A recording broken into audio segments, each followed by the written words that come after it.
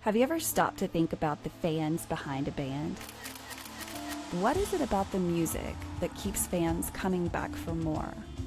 Or is there more? My name is Renae Lipsmeyer, and I am the host of this podcast, The Space Between Podcast, the podcast where we talk about the fans of the Dave Matthews Band. Each week, a fellow DMB fan joins the show to discuss their journey with the band. Welcome to the Space Between Podcast.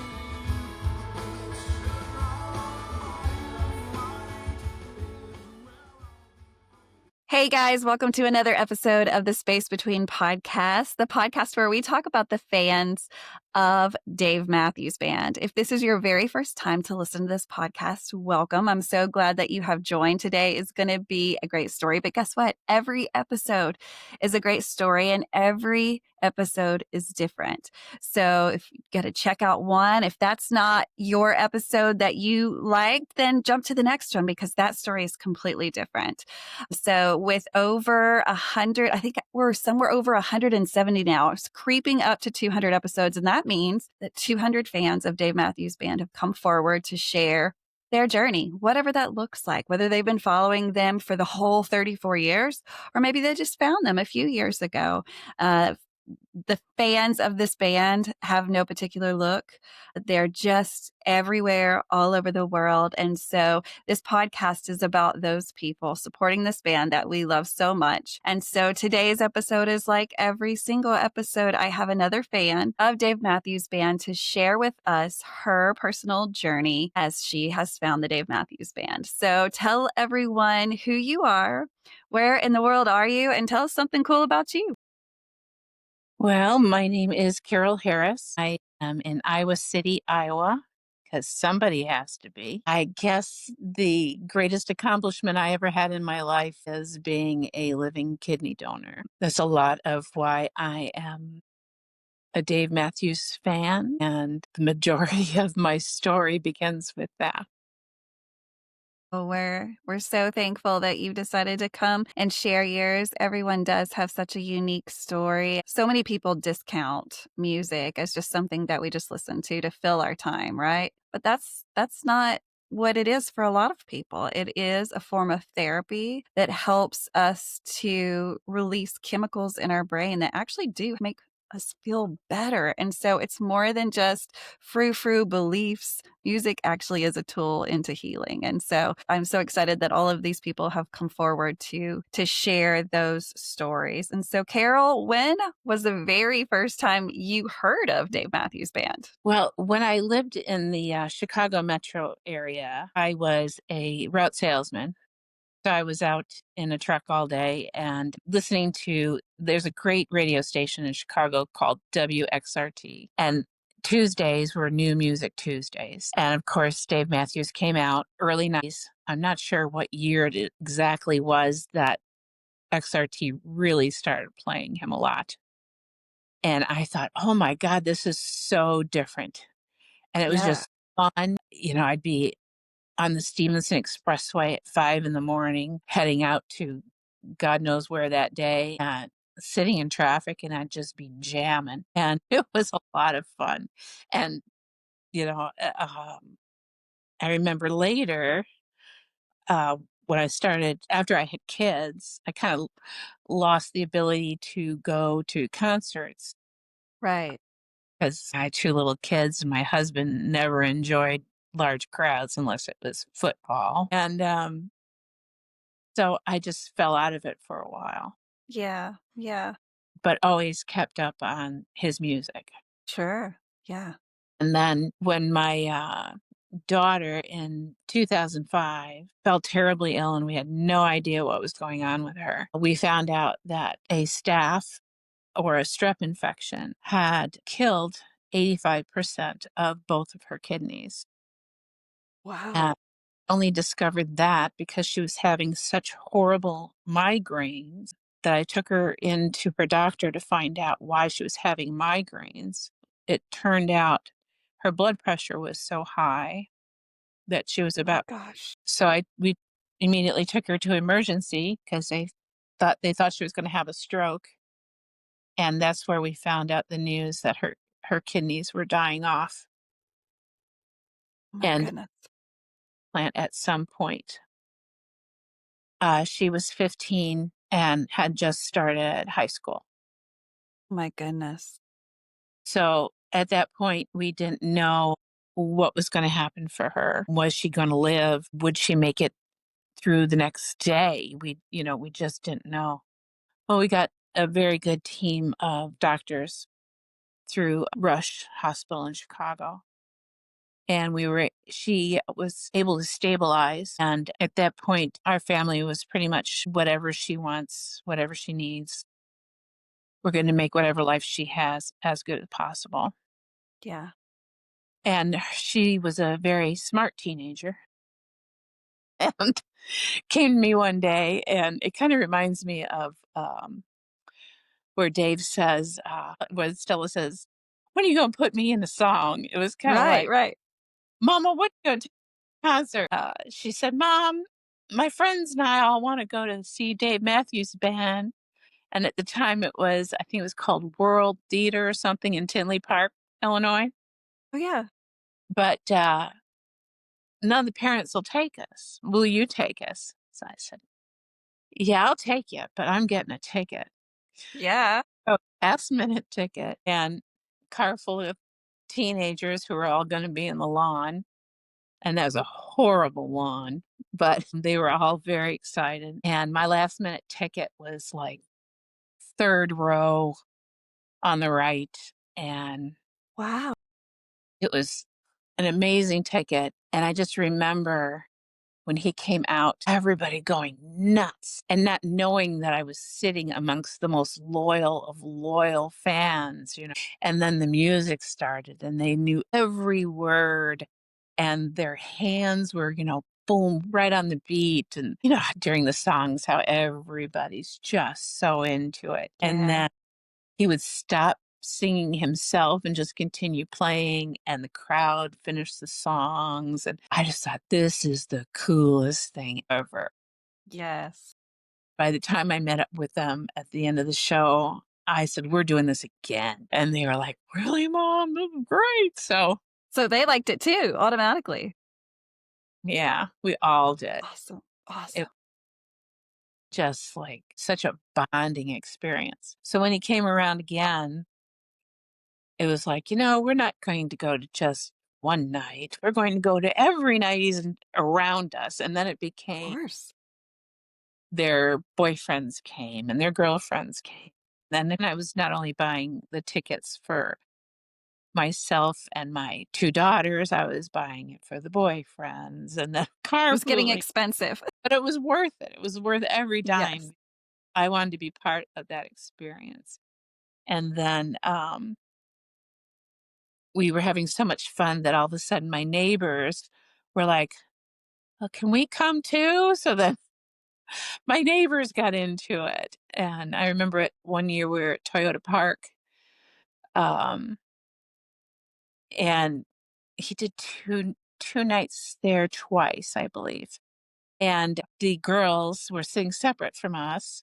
And someone from warehouse just randomly walked up to them and said, "You've won an upgrade." And they got front row center because there was no pit there. What? So my daughter Taylor uh, was kind enough to come up about halfway through the show and gave me her wristband so I could go front row center. So that the first time I got that close.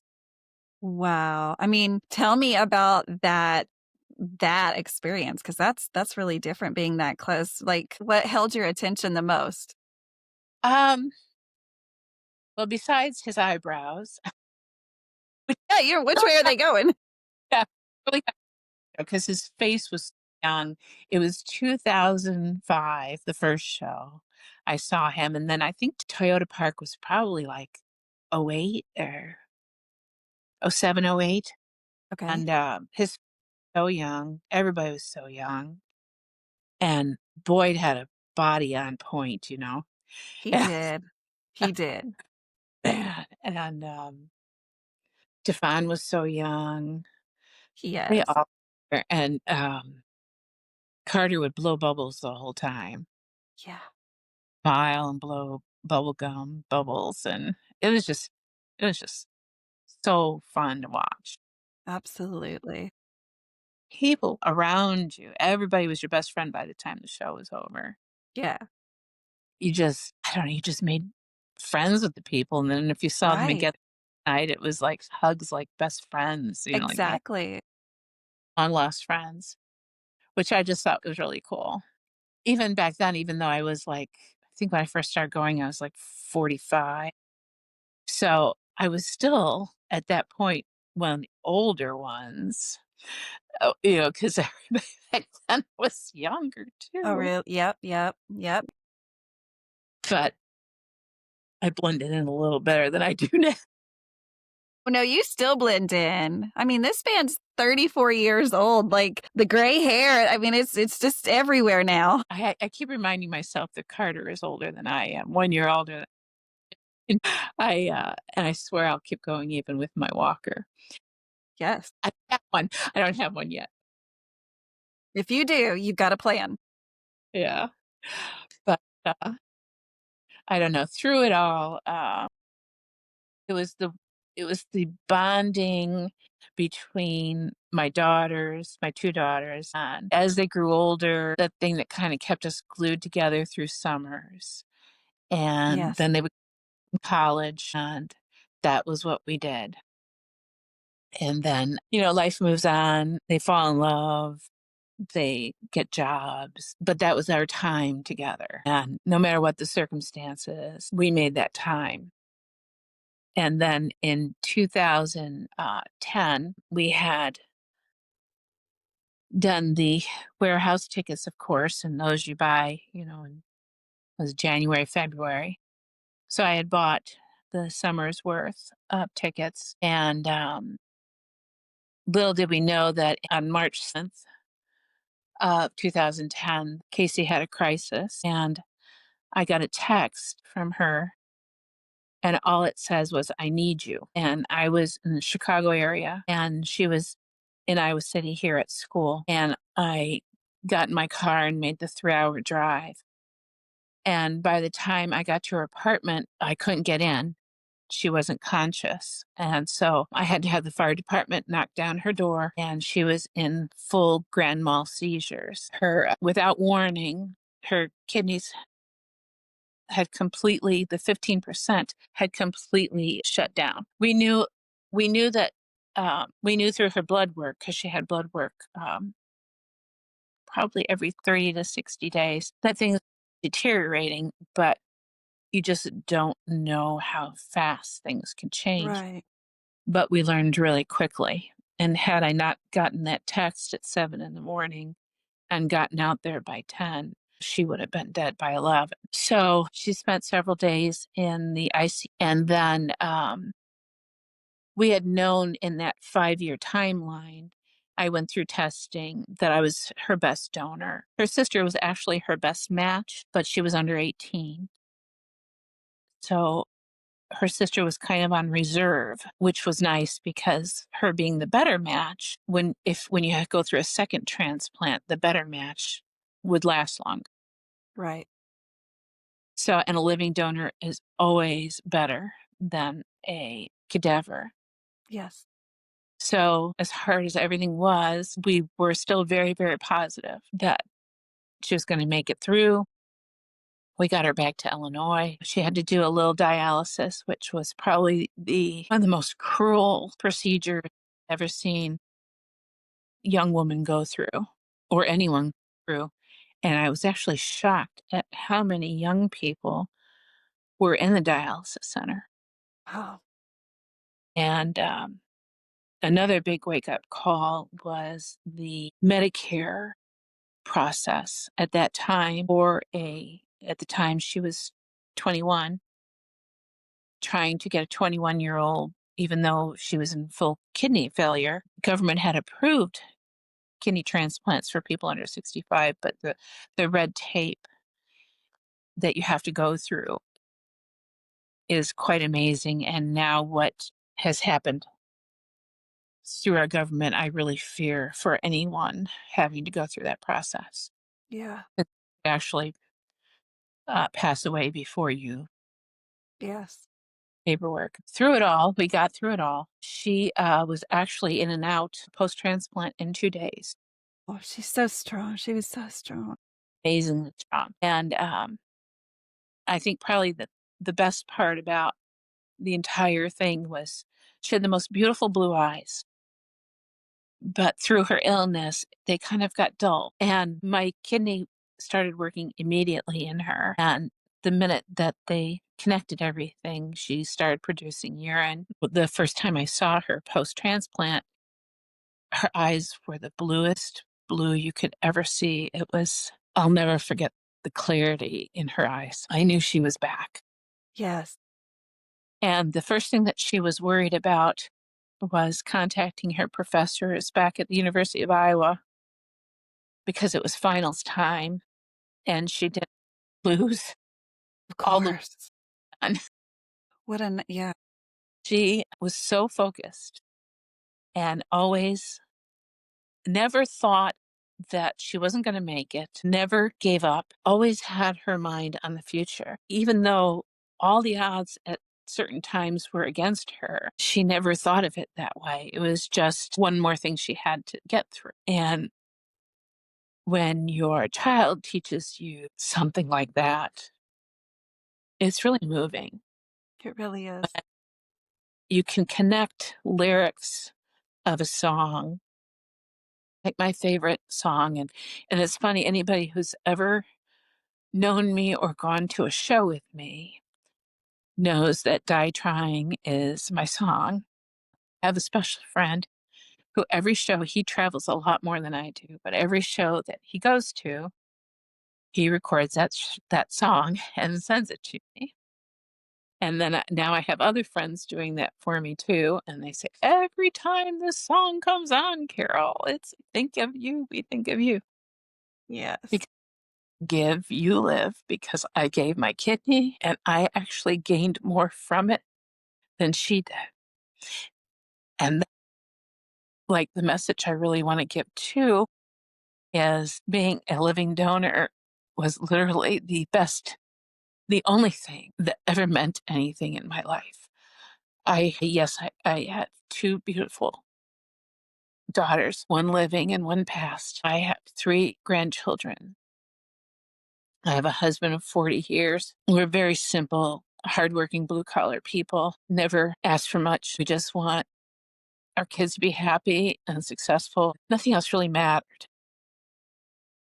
Yes. When you have a sick child, no matter what it is, if it's addiction or they're cutting themselves or an illness that you have no control over or something that you've done wrong that has caused them to have a problem like a car accident or something maybe you could have controlled but didn't. Sometimes that child turns around and teaches you what life really is. And if I didn't have Casey, I never would have learned what was the most important thing.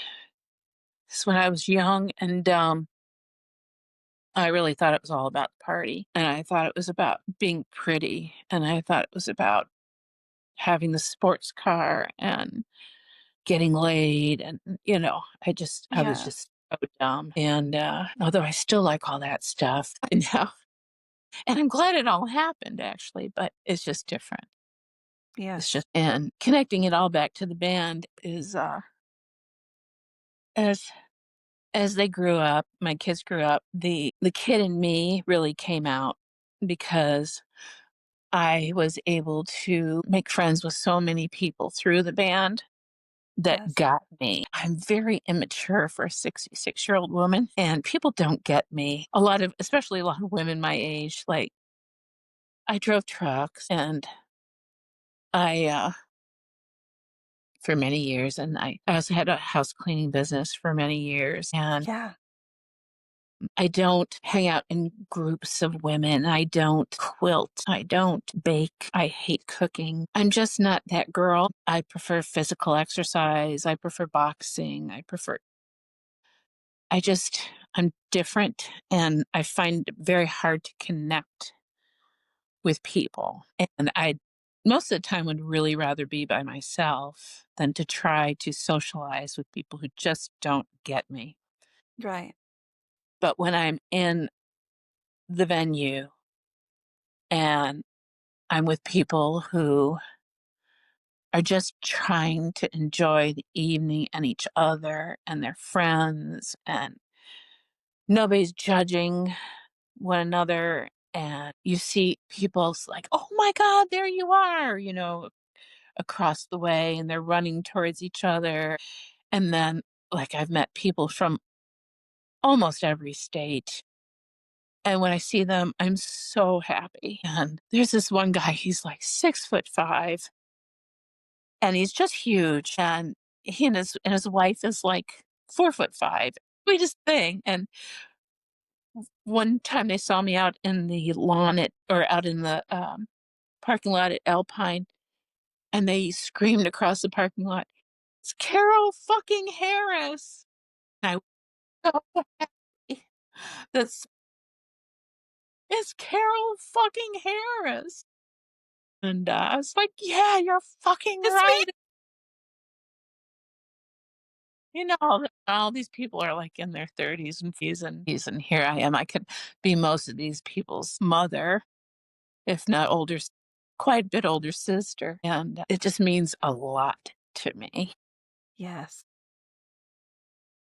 Doing all I've just had such great times at parking lot cookouts and hotel swimming pools and Cave B at the Gorge. And Yeah. like Robert J. Stevenson, to me, he is about as close to God as you can get. I know his thing is God is, but he is, when I see him and that smile radiates from him and he gives you that hug, he makes you feel really special. Yeah. And he's few people in the world who can take someone like me and make me feel really special. Because, I'm just a truck driving, cleaning lady. But that guy can make you feel like you're worth. Yeah. He's so genuine to everyone, and I've never heard anyone speak anything but just praise over him and how approachable he is, how he approaches people. And it's not at all that he's trying to get attention or all of that. He's just there checking on everything, asking people if they're having a good time. Like, he genuinely is there to make sure everybody's having a good time. He's doing his job, technically. I mean, he's the world's greatest PR man, Yes, he is. but he's it with such charity and such love. And I truly believe he's an angel. I really do. Because there's very few people in this world who can truly have that ability. Have you had a chance to meet him? Many times, Good. and many times a year since about Oh, the good. 20. The first time I met him was, it was in Charlottesville at the 25th anniversary. And I met him because of a woman who has two children that had kidney issues. And I connected with her through Facebook, huge Dave fan. And her two children have also had transplants. And we became great friends through Dave and through Messenger and talking about kidneys. She had met Dave on the streets of Charlottesville where he was just drunk as a skunk. And so we went to that, I think it was El Loco or some Mexican restaurant that was hosting a Dave party. And we went, and she's like, I met her there, and she's like, come with me or follow me or whatever. And she showed me Dave's bodyguard, and then she showed me Rob or Rab. I'm not even sure how to say it. I worship the man from afar, but I don't know how to say his name. I don't either, really.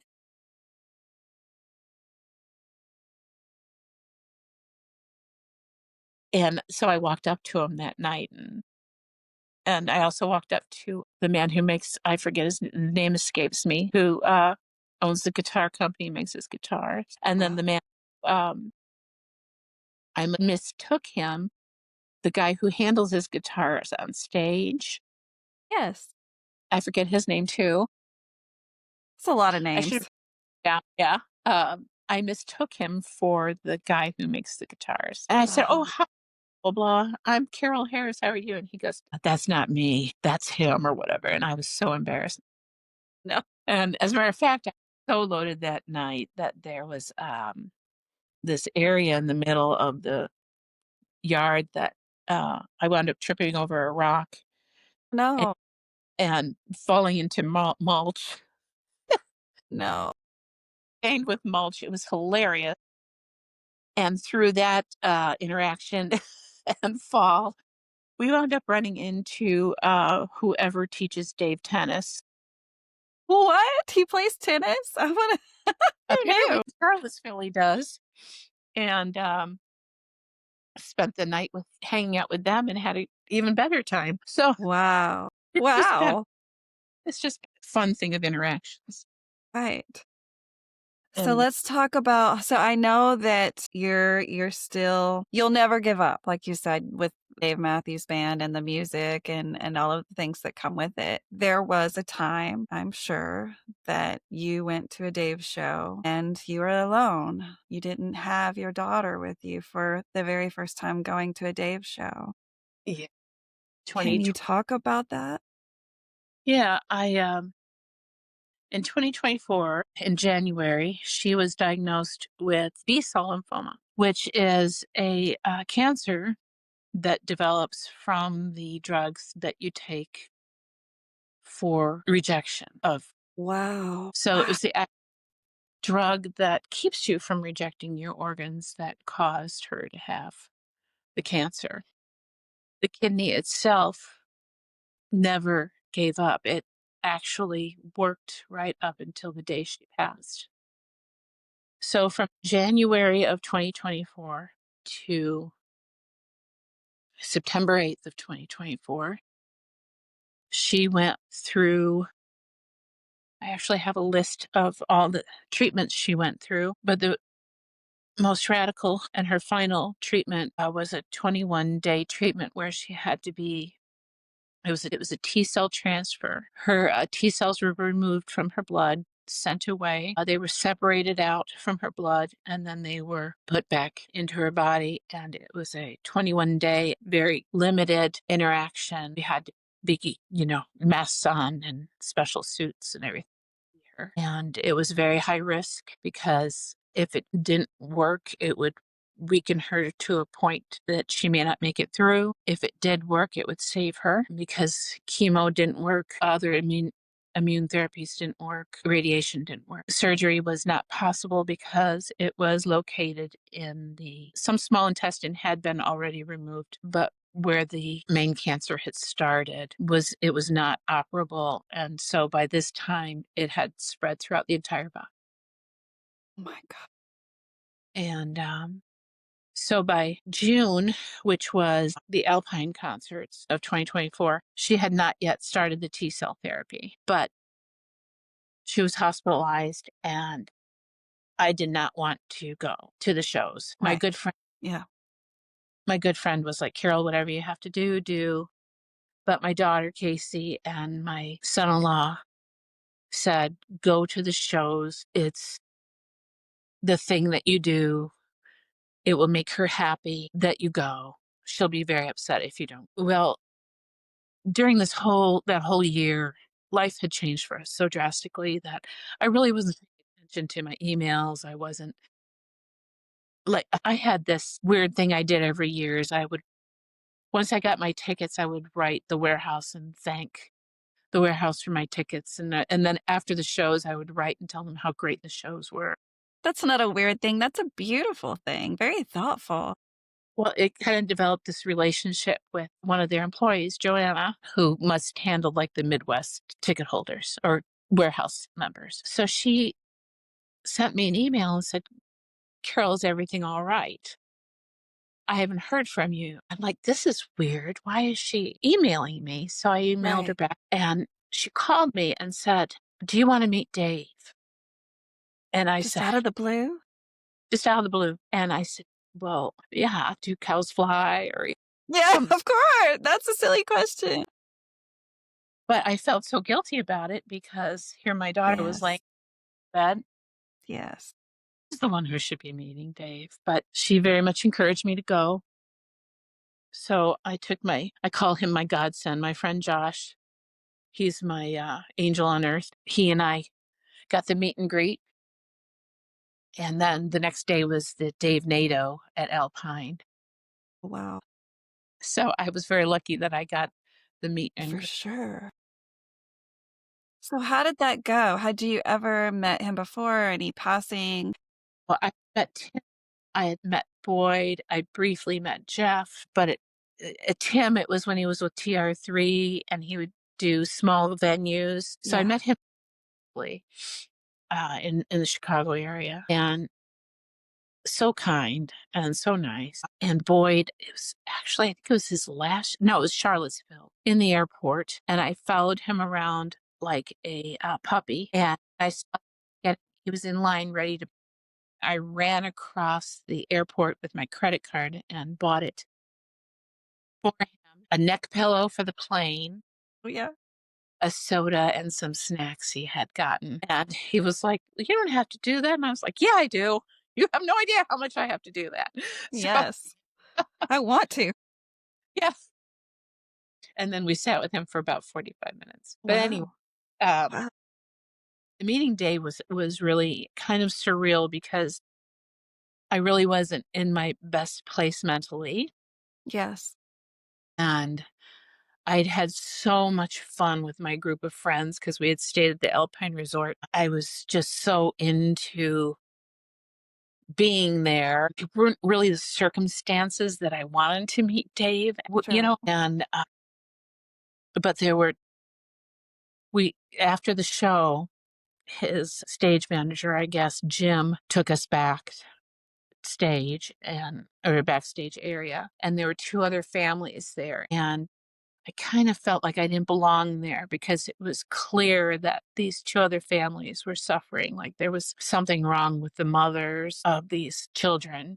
And there were, husbands and their children. And you could tell that the mothers were ill. And Yeah. all I could think of was, oh God, there's nothing wrong with me. And, here my daughter is fighting for her life. And so it was nice. And he was incredibly gracious, and he's like, "So how'd you like the show?" And then he asked us, how long we'd been fans, and my friends, like, or he asked how long we'd been members of Warehouse, and my friend he has, like, photographic memory, and he could name the exact date and time he became a member. He remembers every show, every song that started it, song that ended it, and he had given me a few years back at Alpine, the band had played their longest concert ever, and he had given me that set list, Wow.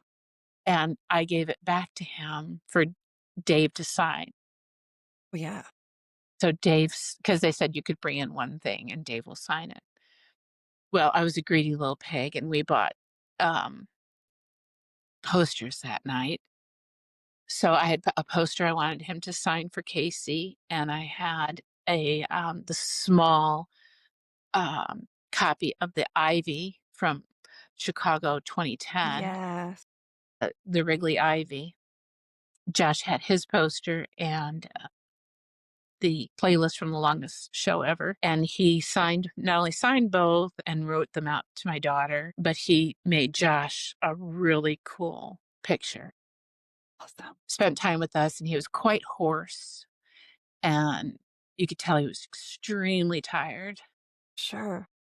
And what I thought was really cool was from this young man that I had seen on stage in 2005 with these great eyebrows, this young, youthful face to, 19 years later, seeing him in person, and he looked like me, the years were Yeah. shown, Yeah. the wear of life had shown.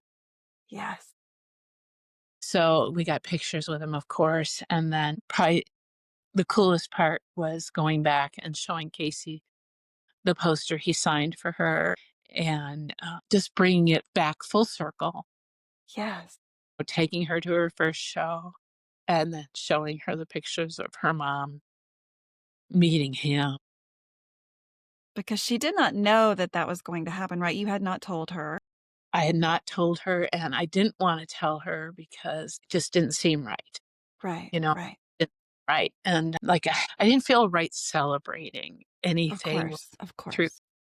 such a horrible time, and then shortly after that, I believe it was right around July 4th, she started the T-cell therapy, and that also did not work, and then in her final days she died September 8th. Her final days, she still didn't give up. She never gave up, and she took chemo one last time because she thought, "I can't go out not try." So once again, she was die trying. Oof. So the last 3 days of her life, her sister, my daughter Tay, and her father, her husband, and myself, we never left her side. We slept with her, stayed with her every moment so that we could not miss a thing. And she had incredible friends. And they came, and the last smile that Casey was able to come up with was when she saw all her friends gathered around her. And then as she was going peacefully away, the only song that I could sing to her the last moments, and I don't even know where it came from. But I started singing, "Would you not like to be sing on top of the world with your legs hanging free? Would you not like to be okay, okay, okay?" I just kept saying that over and over and over and over. And I don't know if anybody else in the room got it, but I know that she and I and my daughter Taylor did. And then when she quietly passed, I hadn't been in my car for 3 days. And I have this ancient iPod. It's a little square guy. It's got like 360 songs on it. And every song is a Dave song. Deep tracks. I'm talking stuff that goes so far back, stuff you never hear. And what turn on the car and what is playing? Lie in Our Graves. And I just lost it because I begged her, send me a sign that you're still here with me. I truly believe that was my sign. I only told one other person. That was my friend Josh, because he's the only guy who would get it. And that's what Dave and Dave people mean to me, because and that's why I have such a hard time connecting with other people. Because it's the music, it's the lyrics, it's the feeling, it's the like if you told somebody that Drunken Soldier was written, Dave wrote a loving song for his children called The Drunken Soldier, they'd look at you like you were from outer space, but I printed out those lyrics. I had a friend in DMB Creations print out those lyrics for me, and I put it in a poster, and I sent it to college with my daughter Taylor because that's how I wanted her to know I felt about her. Yes. God, make the most of what you've got. Don't waste time trying to be something you're not. Casey got that. She knew that. That was a natural instinct for her. Casey taught, and one of the things that I learned about her that I didn't know as her mother until her celebration of life. Hundreds of people came from all over the country for her celebration of life. She was very successful in business and had connections all over the world, and people came from everywhere. And not all of them even knew she ever had a kidney transplant. Nobody knew that she was sick. Nobody knew the challenges she had. Nobody knew that the high risk she had having a child. I didn't even get into that, but she has a beautiful daughter that she gave birth to at 27 weeks. That was 1.4 pounds when she was, but Casey got that child through, and that child is perfect today. Perfect today. She's so smart and so strong, just like her mother. And Yes. the personality just shines through, and the strength and the motivation and the going to be somebody someday. I'm just so,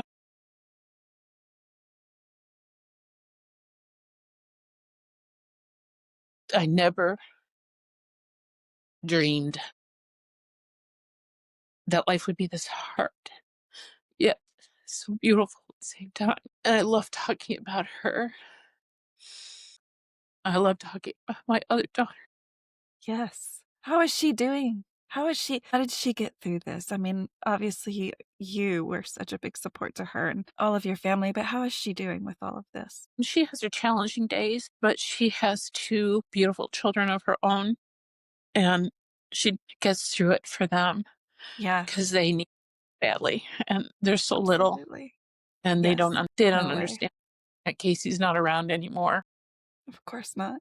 She really doesn't have time to grieve or think about it much because of the demands. Of course, yes. Kids There. keep you busy. So maybe that's a good thing, but she Yeah. misses the advice of her sister and misses the companionship and the friendship. Because, you know, since she moved here during COVID, she was up in Seattle and she moved here during COVID so that we could help her with her kids. And the world was changing so much during COVID. We thought it'd be nice to all be together. Yes. So that was one blessing that happened through that. Yes. Just to have that time. Yeah, have that time together. Otherwise, she probably would have stayed up in Seattle and not have been able to have those years with her sister to rebond because Right. they were really, growing up, they were 2 years and 9 months apart, and, I always told Casey, and it grossed her out. I would tell Casey, "We were so happy with you that on your birthday, we made Taylor." "Gross, mom, that's just What the gross." kid wants to hear, right? It's like they know, but they don't wanna acknowledge that, but that's how that happens. And Taylor is her shadow, and always, if Casey did it, Taylor had to do it, and of course, I drove Casey absolutely crazy, but, it worked out well. They wound up both going to school here, and I don't know how the world we wound up retiring here, but But here you are. there we are. Somebody's like I said, Yes. somebody here. Yeah. I'm gonna guess that it's a small town, is that right? Yes, it's Okay.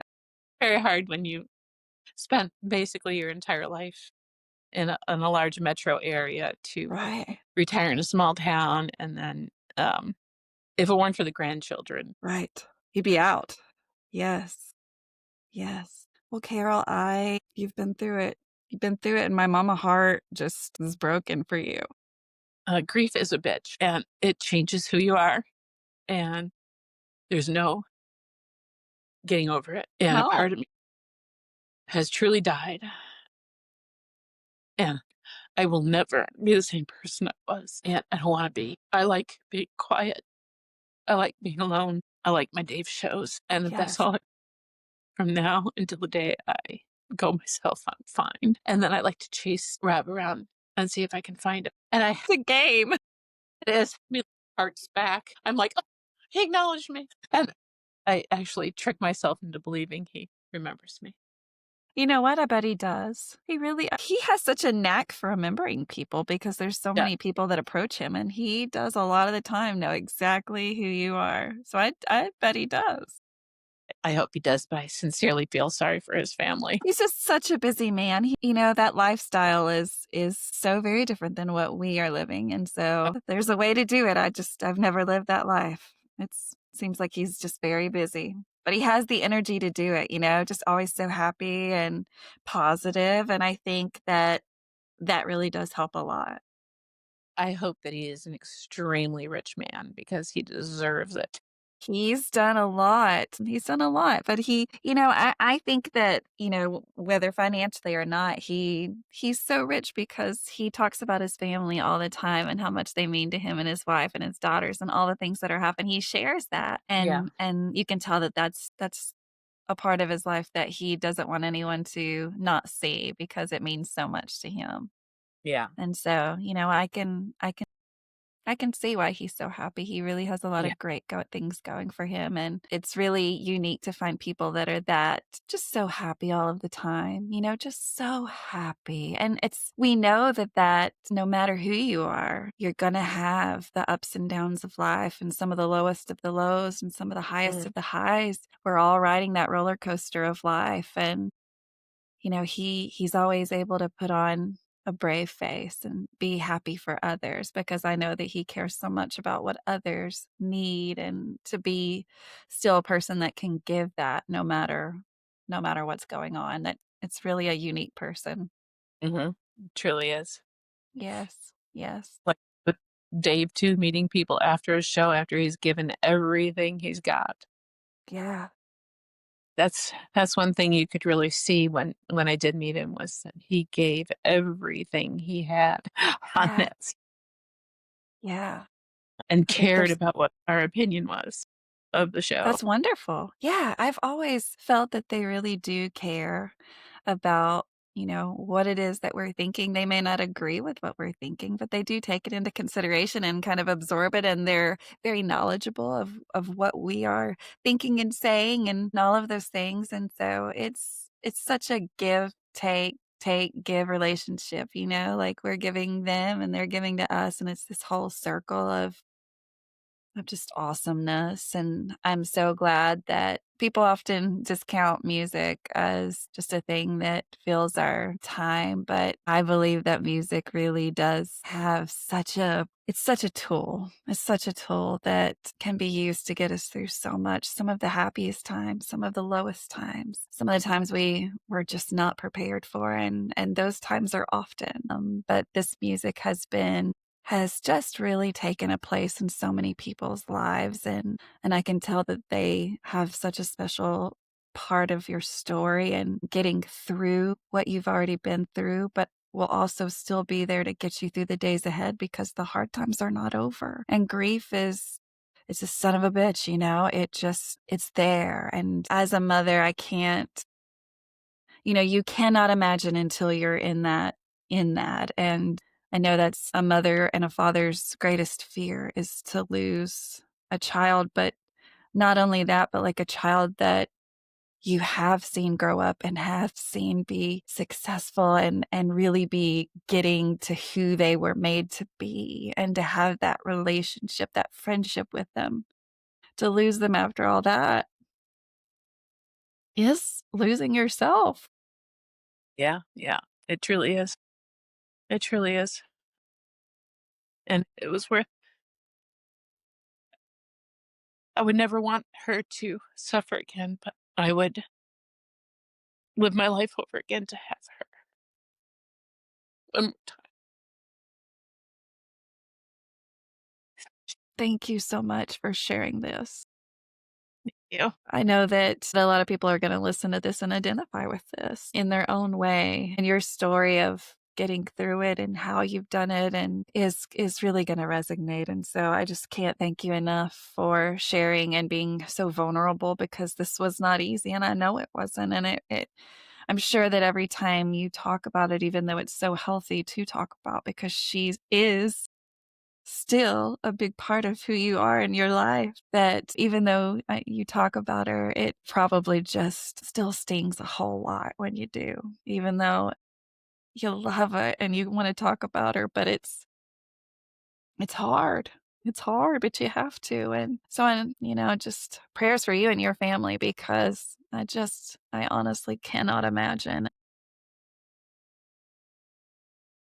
But I'm glad that you've had support. her husband is a wonderful man, and through Johnson County, Iowa, there is a foundation that she and her husband Joe had discussed the last few days of her life, and they set up a KCMJ Cancer Foundation that you can get to through the Johnson County, Iowa fundraising. You can also look me up on Facebook, and there's information about the foundation. He's trying to raise $2 million to research this particular B cell lymphoma. He's working with several doctors, and they're very interested in starting a study. Her husband is a sharp man and quite into philanthropy, and his entire family is. They're the type of people who she married into a family that gives back to community and helps children and helps people in need. And I couldn't be prouder of not only who she married, but how they live their life and how he's raising her daughter. Yes, yes. So if you have to lose your life, it's nice to know. And she knew that there was going to be a legacy that would help others. And that's all she ever wanted. I always begged her to write your story, please, so others will know it. and she never wanted to write anything down. And maybe this podcast is my silly way of trying to tell her story. I think it's so wonderful that you are documenting it. That's how I see these recordings, these episodes is not just for everyone else to listen to and identify, but this is something that you'll forever have documented and looking back on this in the future and things that I will forget along the way. This is going to be something for you to really just go back to if you need to. And you've documented her life and how this band brought you guys closer together. You had those mother and daughter things that were always part of growing up, and those memories are so, so good. And so thank you again so much for sharing that with everyone. Just we try to remember every day and with every story that we're not promised tomorrow. None of us. And so to cherish what you have today and document what you have today, because who knows what the future looks like. But celebrate we will, because no, we just have to. We have to. It is hard. It is hard. It is hard to do all of the things that we feel like we have to do and to be the person that we feel like we have to be strong. But it's okay to have those moments where you're just not okay. It's okay to not be okay because life is hard. And Like, you have to say fuck it sometimes. that's right. All the time, most of the all the time, really. It's hard to understand why things happen the way they do, but Yeah. thank you so much for sharing your story with me. And if this band continues to give us all they have for many more years ahead, I'd love for you to come back on the show and update us on what your story has continued looking like as these grandbabies grow older. And will they ever know who Dave Matthews Band is? Because it was Well, such a that's the plan. special band. That's the plan. Yes. Carol, again, thank you so much for sharing your journey. And guys, if you're listening to this on a podcast app, just know that you can watch this on YouTube. My channel is just simply the space between podcasts. And if you're listening to this, make sure that you follow the show, whether you're watching it or you're listening, so that you get a notification when the next episode is coming out. You never know who's going to be on the next episode. So definitely stay tuned on all of the socials. If you're interested in sharing your story, send me an email simply at Renae at the space between podcastdmb.com. But in the meantime, guys, peace, love, and Dave Matthews Band.